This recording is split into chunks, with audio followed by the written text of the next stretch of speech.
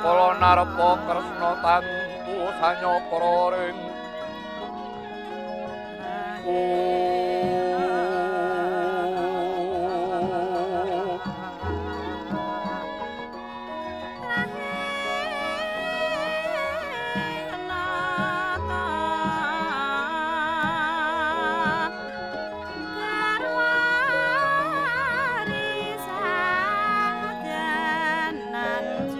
Arep Siwaraja menawi suta kang munggah kekalih ing rata.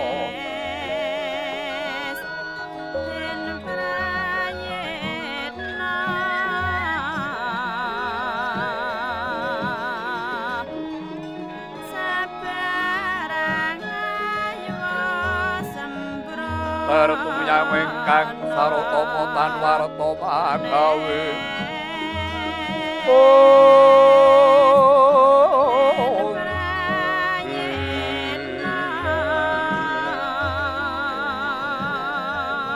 Pupone kuna sang reksi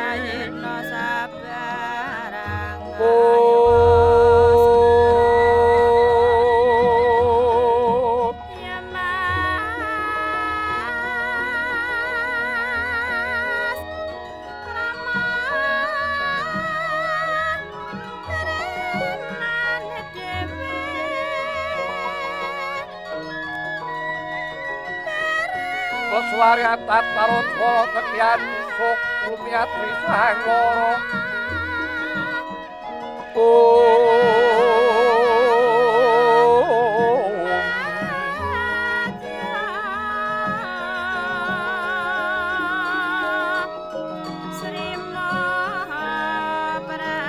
Sri Kandi Karana Niring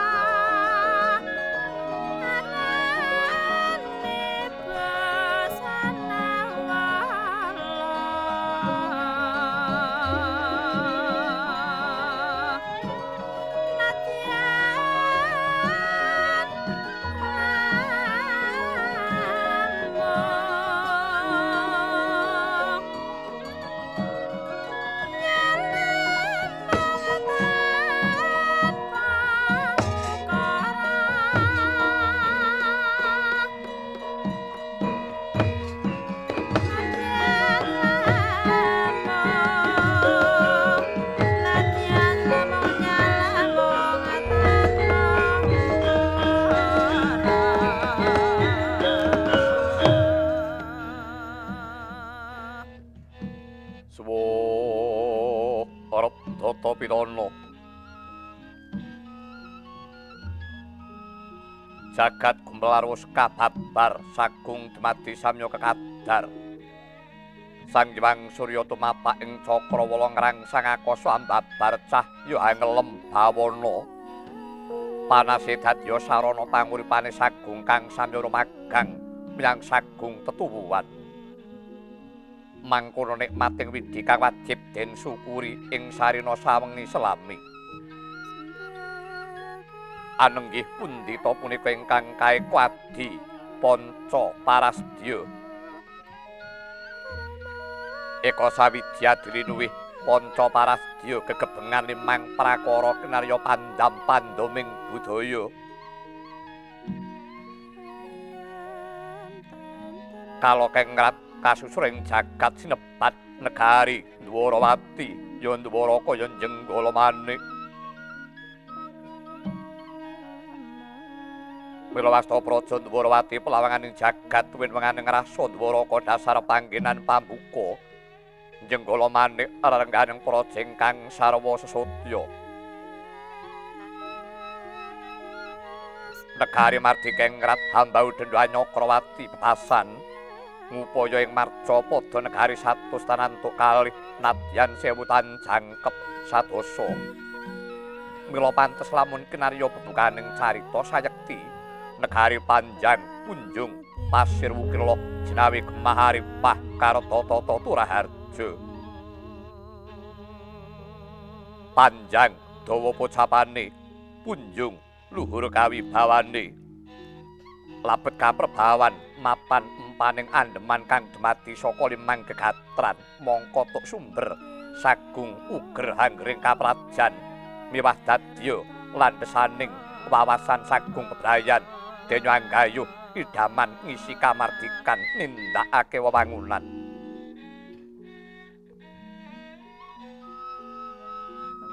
Pasir samudra wukir gunung dene negari dumadi saking mahewu-hewu nusa sinela-sela ing supitan pinangku samudra laya jembarang langut kang tanpa pagut. Kathah pulo ingkang pinacak ing aldaka hangrangsang langit teguh santosa lir paku sujining bawana. Loh tekse bumi subur apa kang tinandur sempulur kang sinebar ambabar karang kitrian dadi uwoi hambiyet angemomoi.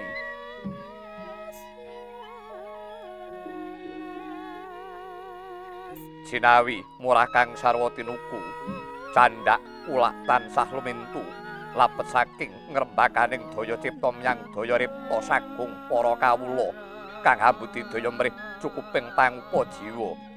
Petasane kang rineka hangrembaka kang binudi bisa dadi kang ginarap tumerap.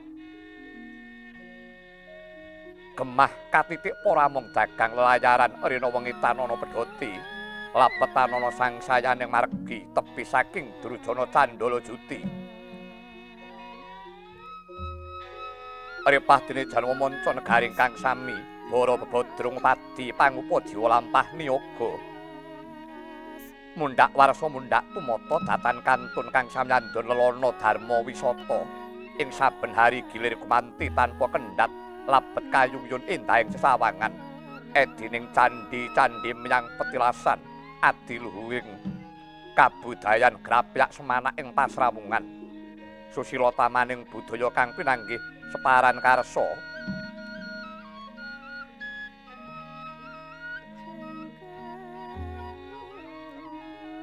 Karta tegese tentrem yekti tan kucuwa lampahing wewangunan undhak ing wuluwetu menyang samubarang kang piguning aguna tumrap sagung budayan.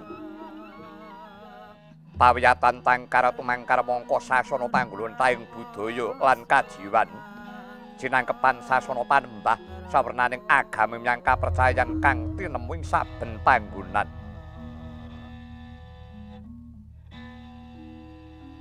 Tata katitik dene sagung kawula indenging praja wus samya hanyarira andemaning bangsa mewah angger ugering negari kanthi pramana.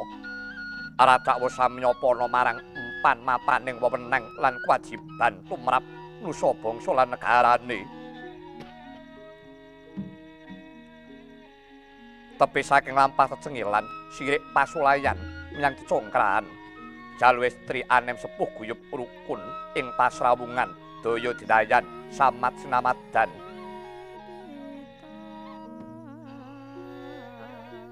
Raharja negari tepi saking parang mukala betan demen gendak sikara sesamaning bangsa negari Mardika kang binudi amung raket supeket ngenya memitran sambet tresna bantu binantu ing kaperluan datan purun kepok singgoling sawiji-wijining andeman kaprajan negara manca.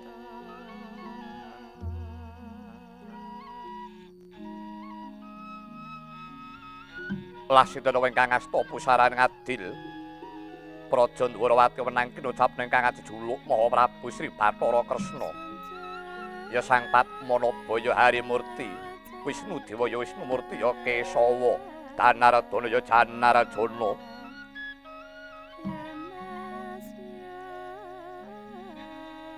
Mulaji juluk Maha Prabu Sri Bathara Kresna cemeng sarirane terus daging sungsum ludirane. Yen ayam-ayam cemani kena kinarya sarana. Patmanaba Sekar Sumarot. Dene nata Dwarawati kawasa nggadha kembang wijaya ksuma penguripane wong sak bumi kang ana njabaning pamesthet. Harimurti yektine Sang Nata wis pana marang sagridaning rat. Wisnu dewa warananing dewa. Wisnu Murti Pratana Nata Dwarawati titi sing Sang Hyang Bathara Wisnu.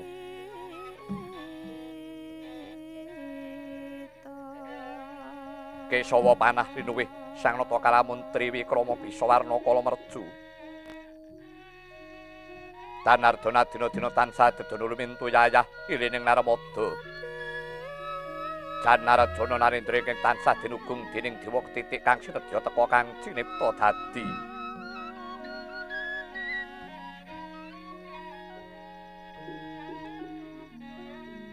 Ratu Amiguna ngagunatan ngendhak gunaning jalma luhur datan ngungkul-ungkul handhapan kasuwaning sesami. Apa telelapetaning Sang Nata sumbuka wong kang nandhang kalupenang sung warik, wong kang nandhang kasadana sung suka marang kang nandhang prihatin. Yen to ginungung wiyaring jajalure keprabon pamekaning Sri Narpati Sratri Tanana Pedhote pinunggel kang gawe carita.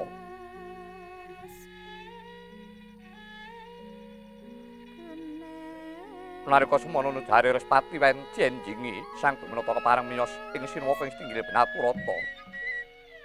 Lenggah dampara kang pinaripit ing kencana. Linimean kasur babut prangudari sinebaran sari-sari kungas ginun ing widolisa depat kasturi. Denayap sangjaning para biyada katanggung manggung Jaka paloro-loro ing sami ngampil upacara keprabon. Banyak dalang sawunggaling Ardhawalika kacumas duwe panggung ingkang sarwa rukma kinebut araring manyura kanan kiring. Kungas kandaning Sang Nata pindha prayangan blabar dumugun tening pamuraan. Tembene kang nguninga sena sipating janma panjayah Sang Hyang Bathara Wisnu angge jwantah pinayang bayang saking para hapsaring kasuwargan. Sinten ingkang pareng nggamung ngayun tu punika warnanipun Sang Narpatmaja. Satriya pareng Garuda ingkang kekasih Raden Sambaya Wisnu Brata ya kilat maka. Bagus warnane wingit pasumane. Wimbuh bangkit hamomong sagunging para kawula dasih. Pamungkasing pasiban satriya Suwala Pemeraden Arya Setyaki ya Singa Mulang Jaya ingkang wis kathetha dadi tanggul pepeteng ing kiwuh Praja Dwarawati. Ing wuri pepak andher sagunging para wadyabala ingkang samya sumewa jejel riyel arapet pipit tumpang dengkul nggae tatan posela lapet saking kengkang samyamara seba. Kedadak medher kang ana ing pasiban Jawi samyang ngurmati praptan Rana Agung Mandura Maha Prabu Sri Baladewa. Yaka Krasana ya Durigana Dayawasi Jaladara. Riwata mandhap saking tityanira Gajah Kyai Puspadenta kaliyah mlintir gumbala seblak sampur tanjak prangka terus mindhah penapi gapyuk rarangkulan. Lawan ingkang rayi Sang Prabu Sri Bathara Kresna. Ariwusna mangkuna sigra ingat sarana lenggah. Teka kayata mangkono panglucitaning Waradaya Sang Nata ingkang dereng kawijining lisan.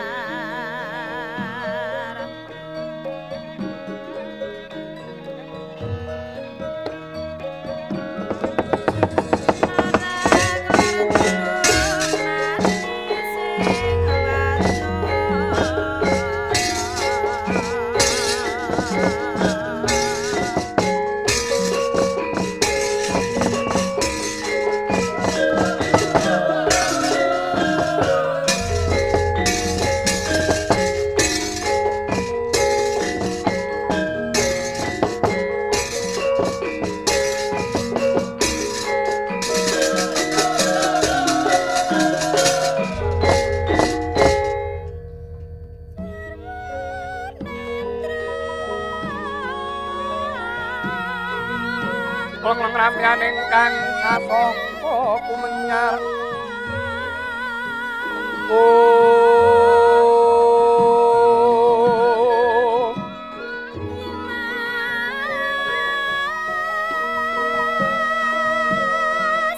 mangrengga rumeng kulit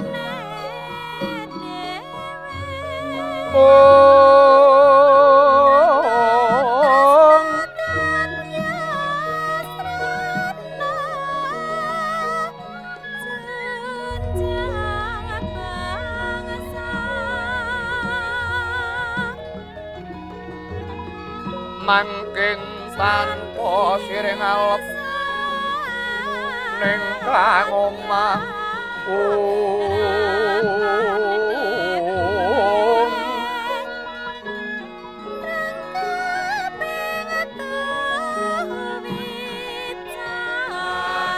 Maslir murubing langit tekilan sarwa maneh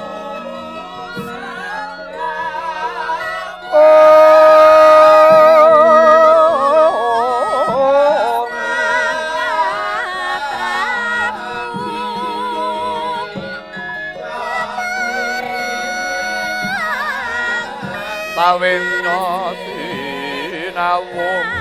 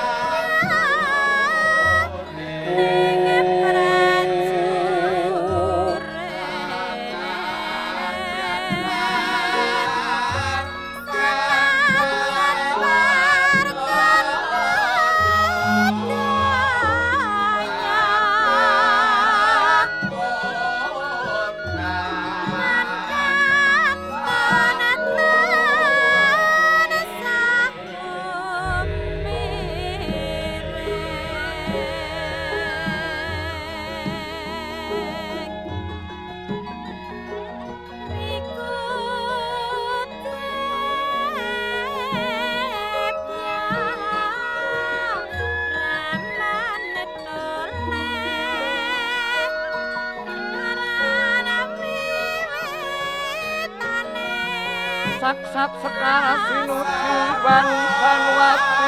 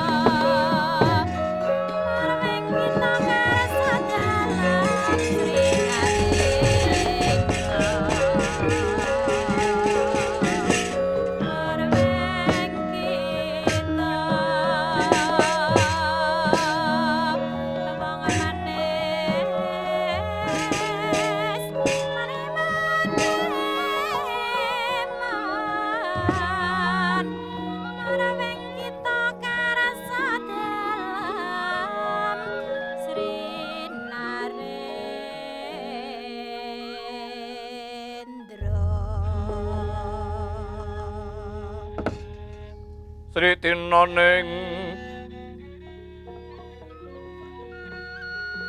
pasewakan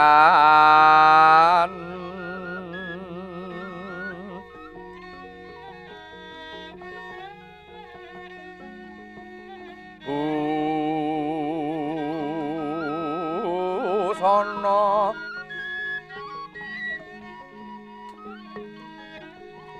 sutra maneka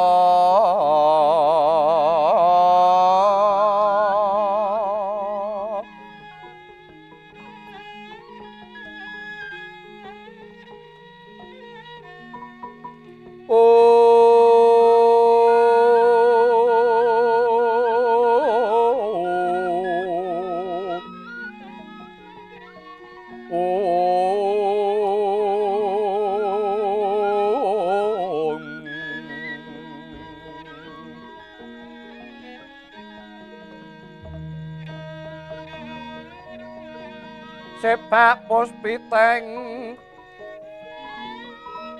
udyana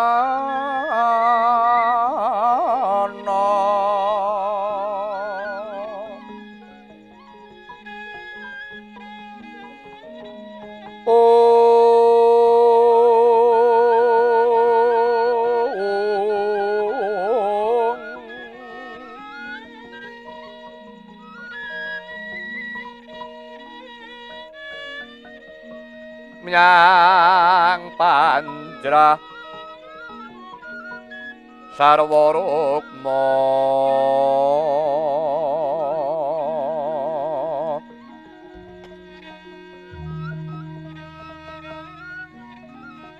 renggeng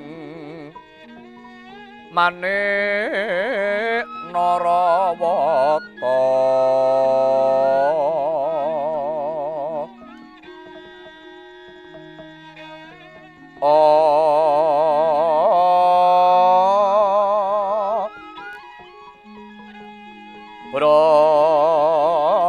prabanya sumirat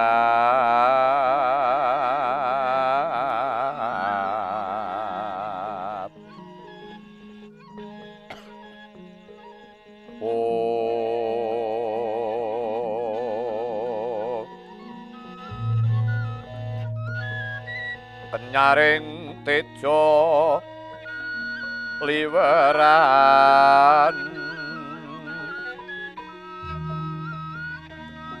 Om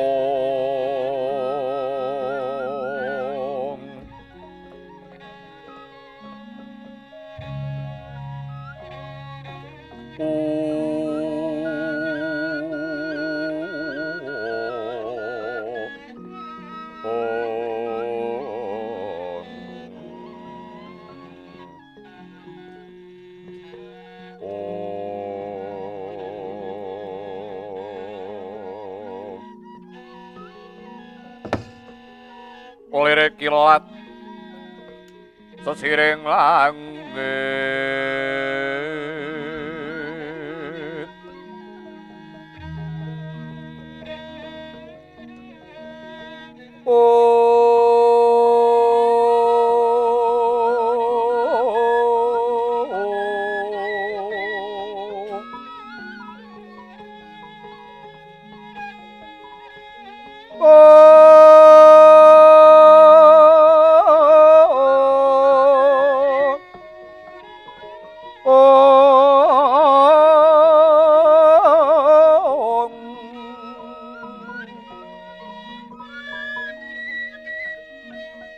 mawe kondomre minging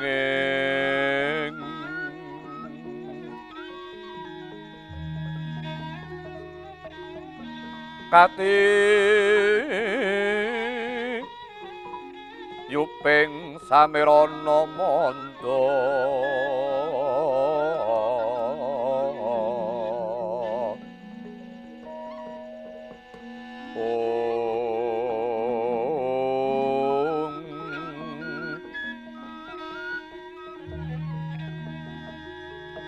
sapa Oran mangambar kungas nge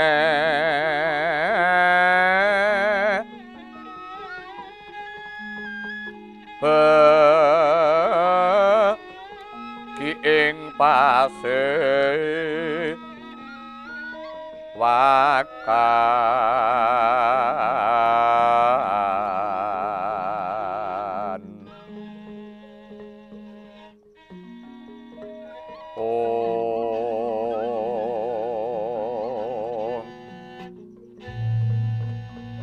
ngepeki ing pasewakan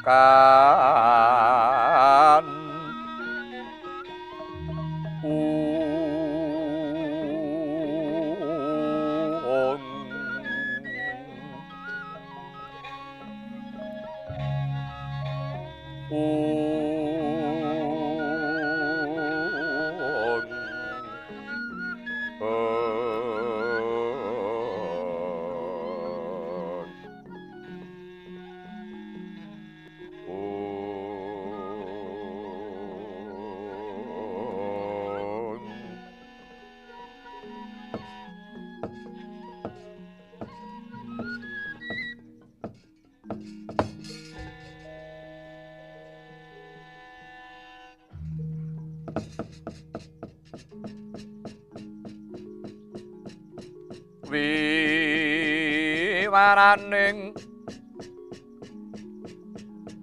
warana kang werit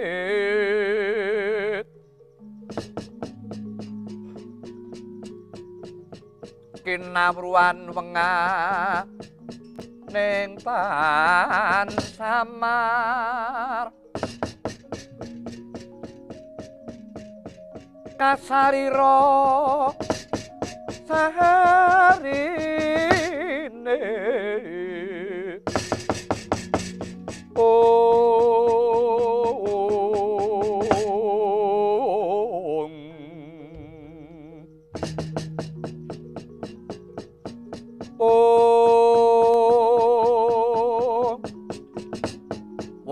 Aurora yuneng luyut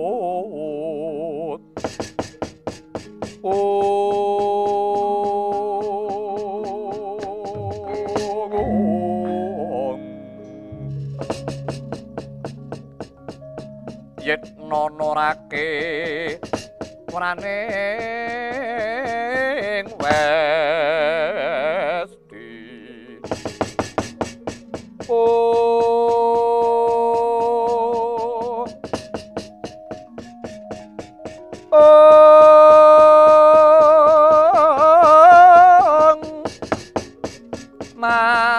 mangkono kang mas kita marmoten ang gayu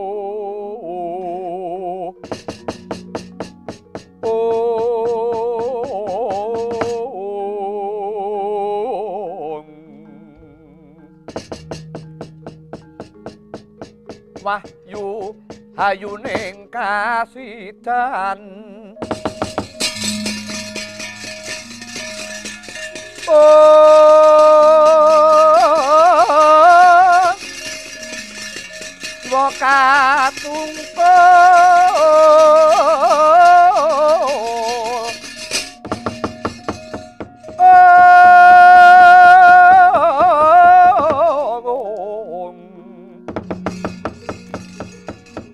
olah kamulyane urip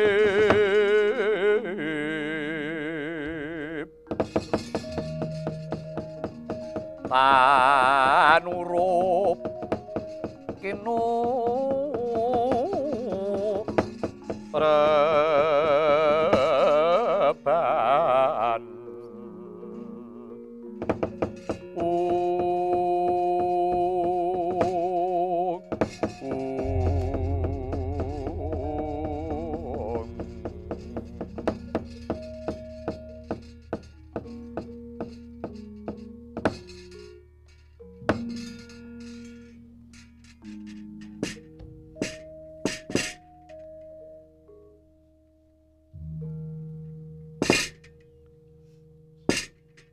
Koko Prabu nuwun dereng utawi sedang sarawupa duka Koko Prabu mandur wonten praja Dwarawati. Arayu para ngaturaken pasegahan panakrami. Mawantu-wantu mugi kunjuka sahandhaping pada-pada Kanjeng Koko Prabu. Lah dalah. Yayi Prabu kadangipun Kakang Yayi. Perbaginira Yayi Prabu Dwarawati sadurunge sawise tak tampa tanganku loro. Tak kalungake ngungaya tak petekaking Pernaja rumeketing Wredaya. Amuhana Bawalaksana raliwat Budiastutining pun Kakang Mandura bae tumuli tampanana. Yayi. Gurawalaning pamundi kula paring pangestu paduka Kanjeng Koko Prabu. Kula tampi tangan kekalih kula petekaken ing Pranaja amawah ana caya mara cahya. Yayi Prabu iya. Kajawi saking menika Koko Prabu. Bombong ing manah kula tanpa pepindhan dupi Koko Prabu ingkang sampun kepareng rawuh. Bingahing manah kula ibaratipun pindha karawan jawata ing kayawangan swarga dahana pukulun Sang Hyang Bathara Brahma ingkang nedya paring nugraha. Yayi Prabu iya. Amung sawetawis kujiwanipun Koko Prabu dene paduka Kanjeng Koko Prabu kepareng rawuh. Datan kersa paring cecala. Alitipun maringaken awala agengipun kepareng utusan gandhek sekembaran. Minangka tetenger badhe rawuh paduka Kanjeng Koko Prabu. Yayi Prabu. Paran baya kang dadi wigatine mungguing pun Kakang Mandura Praptana Praja Dwarawati nganggo cecala sadurunge cilike maringaken awala gedhene utusan gandhek sekembaran. Apa kang dadi karsanta Yayi Prabu? Koko Prabu. Kula namung ndawaken saking para wadyabala kinenrakit arata manik pagedhungan kaca brasinang. Kinarya mondhonge rawuh paduka Kanjeng Koko Prabu nitih arata prapta wonten negari Dwarawati. Lah dalah.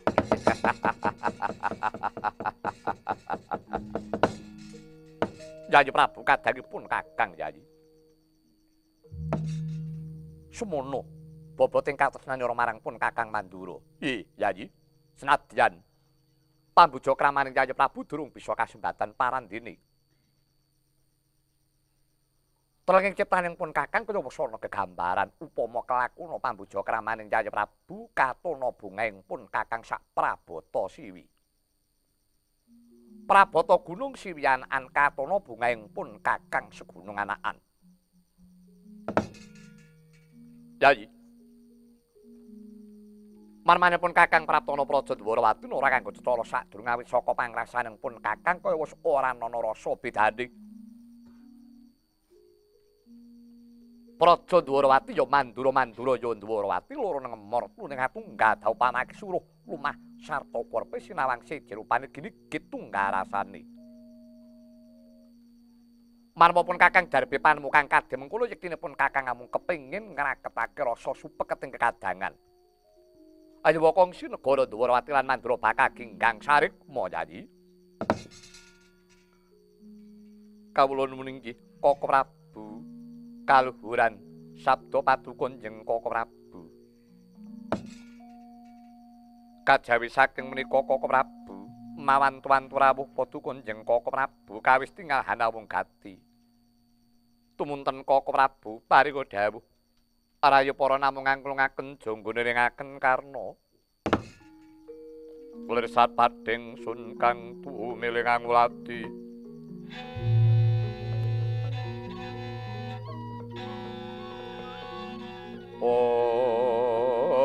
Puspita kang medem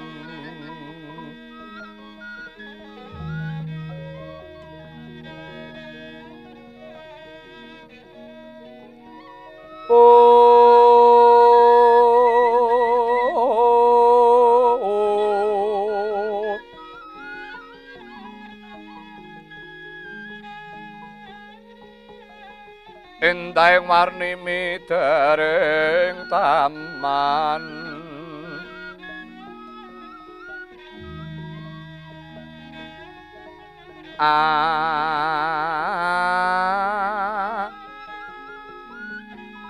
non sekar waras iki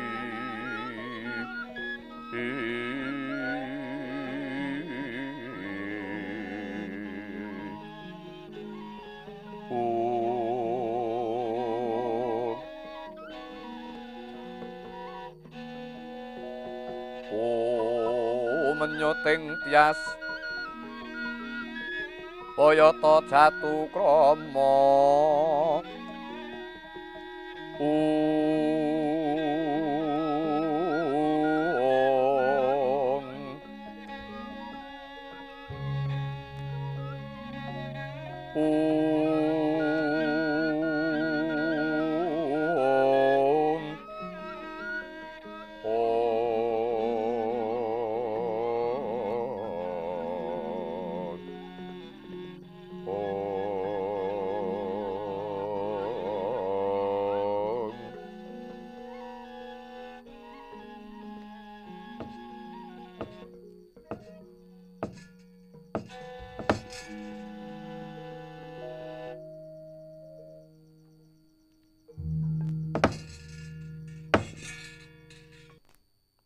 Yayi Prabuan dadekno kawruhanira Yayi.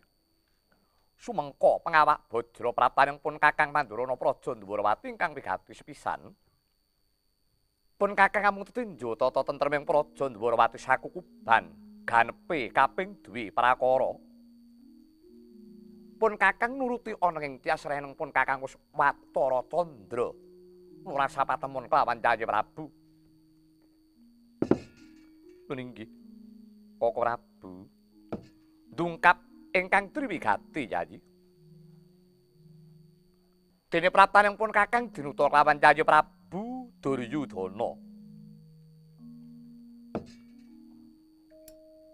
Pun Kakang dinuta kinen angebun bune sok angudan-udan sore. Kene nglamarake Atmajanira sekaring kedaton Pulunaning Sun Siti Sendari. Ing pangajap nedya kadhawuhake kelawan putra ing Astina. Ing sarodya binangun Siresmana Mandra Kumara. Yayi.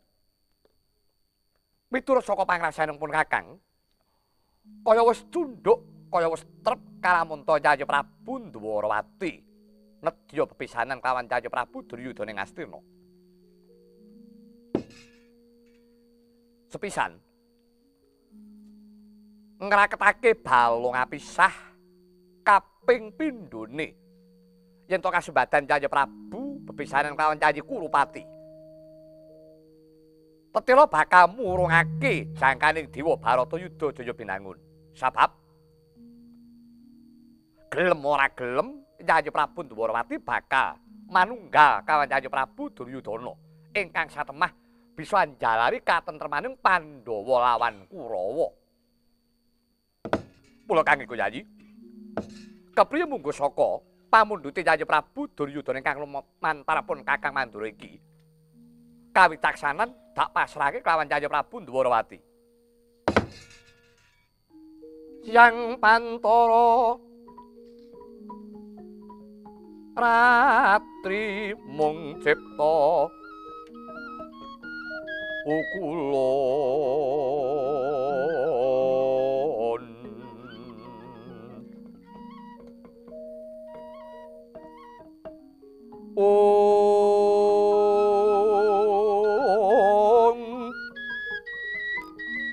Tanul Yuwan kaheksi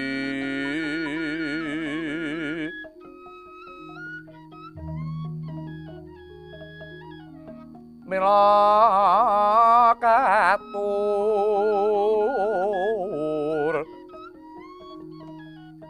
kang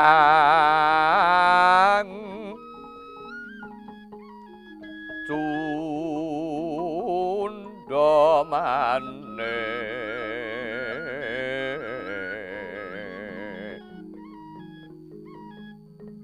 prasasat rageng ulun kang sumembah mung wing Padanta Prabu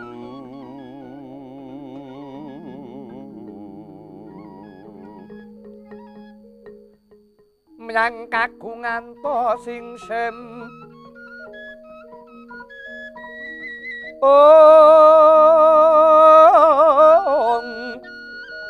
saksat sampun prapti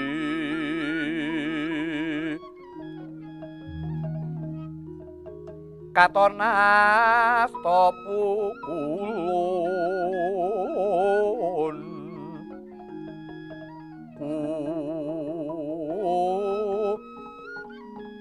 Latnara Pati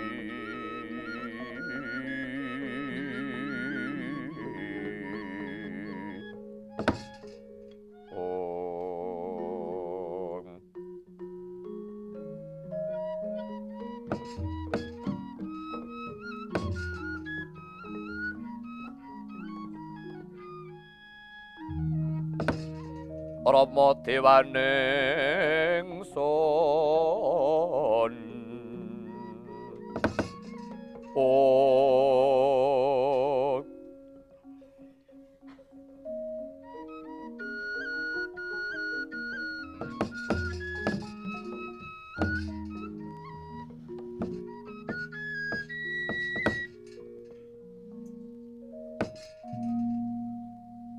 Koko Prabu jimat sembahan kula Koko Prabu punden kuling mangke prapting delahan. Sewu nugraha kapatedaning kula dene. Yayi Prabu Duryudana kepareng amundhut putra mantu anak kula pun Siti Sendari. Amung kemawon Koko Prabu lekasipun Yayi Prabu Duryudana ingkang mekaten kala wau. Mokal kalampanipun. Lho. Sababe apa, Yayi? Koko Prabu ngaturaken kawuningan. Tetela sampun kadaluwarsa keparingipun Yayi Prabu ing Astina. Awit saderengipun Koko Prabu Mandura kepareng rawuh wonten negari Dwarawati. Langkung rumiyin Eri Paduka sampun nampi nawala penglamar saking kasatriyan Madukara. Eri Paduka pun Yayi Arjuna ugi kepareng nedya mundhut putra mantu kelawan pulunan Paduka pun Siti Sendari nedya kadhaupaken kelawan ingkang putra pun Bimanyu. Koko Prabu ing mangka kekalih-kalihipun sampun anelakaken raos katresnanipun. Ing mangke kantun anengga dauping punang temanten saking negari Dwarawati. Mulawi saking menika Koko Prabu diagung pangaksama Paduka Kanjeng Koko Prabu dhumateng rayupa ing Dwarawati. Malah srupan nyuwun kula dhumateng Paduka Kanjeng Koko Prabu. Koko Prabu keparenga angestrini badhe dhawuhipun ingkang putra pun Siti Sendari dhawuh kelawan pun Abimanyu. Hyang Raka Sri Baladewa miwah Prabu Harimurti kalangkunging tresnanira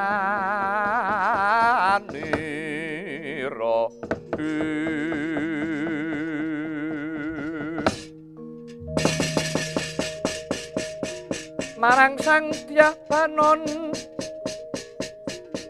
Nawi kadang estri satunggal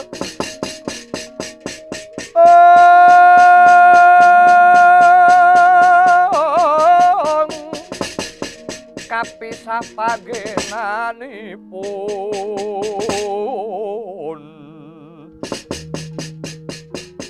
mirotan sanduta mau Sri Narendra kalih Banyawarta mring Sang Retna Madubranta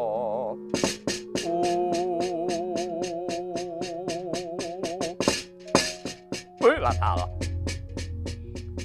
jagat wasesaning Bathara ya jagat tangis tunggara Yayi Prabu wonten timbalan iki ngadhawuh Koko Prabu Yayi yen to pancen mangkono Yayi Prabu Dwarawati kuwi mau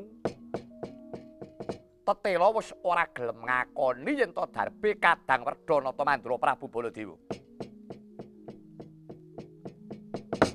ketitik Yayi Prabu bakal kagungan kersa buja bangun wiwaha dhaupe Siti Sindari kelawan Si Abimanyu. Lho gene ya pun Kakang Mandura kok ora diparingi pawarta luwih dhisik. Jare miturut pengendikaning para winasih sedulur tuwa kuwi mau minangka dadi wakiling bapak. Lho yen to pancen Yayi Prabu suka keterangan marang negara Mandura ora ana lakon kang kaya mengkene Yayi. Miturut saka pangrasaku yen to Yayi Prabu Dwarawati bakal bebesanan kelawan si Janaka kuwi bakal tembe wurine kepriye yen to ditlusur sing saknyatane Yayi Kresna kelawan Janaka kuwi mau sepisan kadang nak sanak tegese sedulur nak ndulur mongko terus dadi seduluripe iki bakal dadi besan lho terus nalar kaya mengkene iki kepriye Yayi ya lamun Abimanyu kelawan Siti Sindari mau lestari nggone jejodhoan yen nganti ora ana dadine punang temanten ora bakal ngrenggangake nggone kekadangan paribasan gelandang carang saka pucuk Mula Yayi, prayoga wurungna dhaupe Abimanyu kelawan Siti Sindari. Sabab sepisan kuwi kaping pindho Yayi Prabu bebesanan kelawan Si Arjuna ku mau ora bisa timbang nanging malah njomplang. Lirik.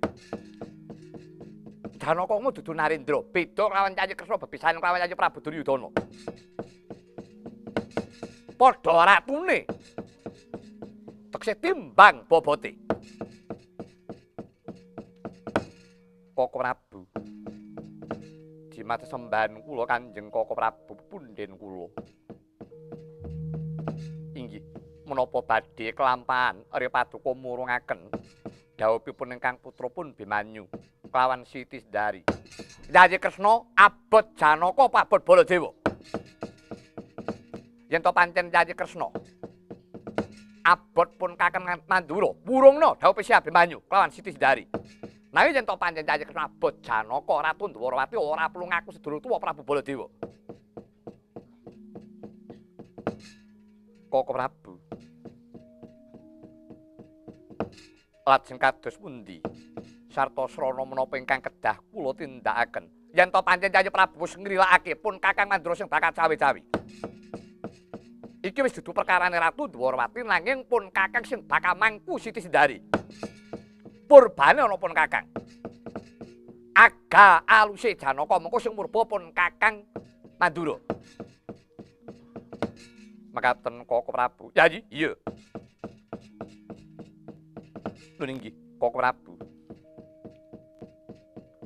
Namung surupanyuwun kula paduka njeng Koko Prabu nganti kawicaksanan sinaosa dipun wurungaken dhawuhipun Abimanyu dalasan Siti Sindari. Sampun ngantos wonten rengating kekadangan. Yayi, yo mengko purbane ana pun Kakang Mandura pribadi Yayi.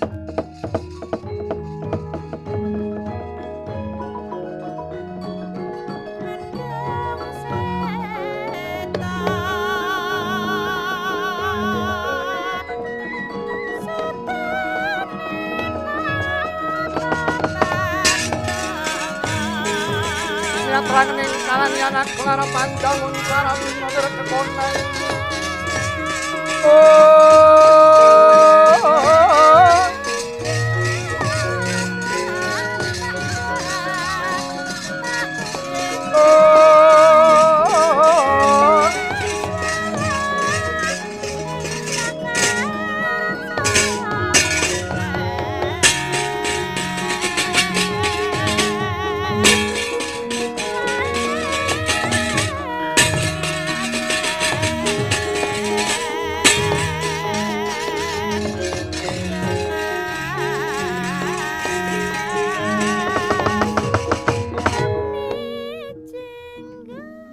Sinuwun amit pasang kaliman tabik sinabeto ngilo-ilo tinepi nosiku dedanung Bathara.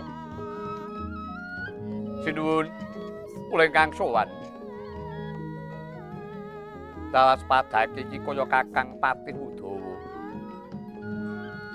Kakang Bayana wigati apa dene sira munggah marang setinggih datan sarana ingsun timbal. Sinuwun sewu-sewu kalepatanipun ing ngabdi kepatihan Diagung Pangaksama Paduka njeng sinuwun. Milanipun ingkang abdi sumalana minggah ing setinggih datan sarana tinimbalan. Ngaturaken gegering Jawi. Sira ngaturake gegering jaba kono macan baba saka krangking gajah meta saka mantilan. Kuda ngrap saka pandengan. Sinuwun mugi dados ing kauningan ingkang dadosaken gegering Jawi wonten utusan saking kasatriyan Madukara ingkang abdipun Petruk ingkang badhe sowan wonten ngarsa Paduka ingkang sinuwun. Jagat wasesanung Bathara ya jagat pangestungkara. Kakang Udawa ora dinggah baliya marang pagelaran njaba. Timbalana si Petruk sarta ingsun lilani munggah marang setinggil Naturata kawula nri. Terang timbalan Dawa Paduka ingkang sinuwun. Kepareng ingkang abdi kepatihan amit padaling pasilan. Ya Kakang Udawa kaya ora ana dawuh maneh.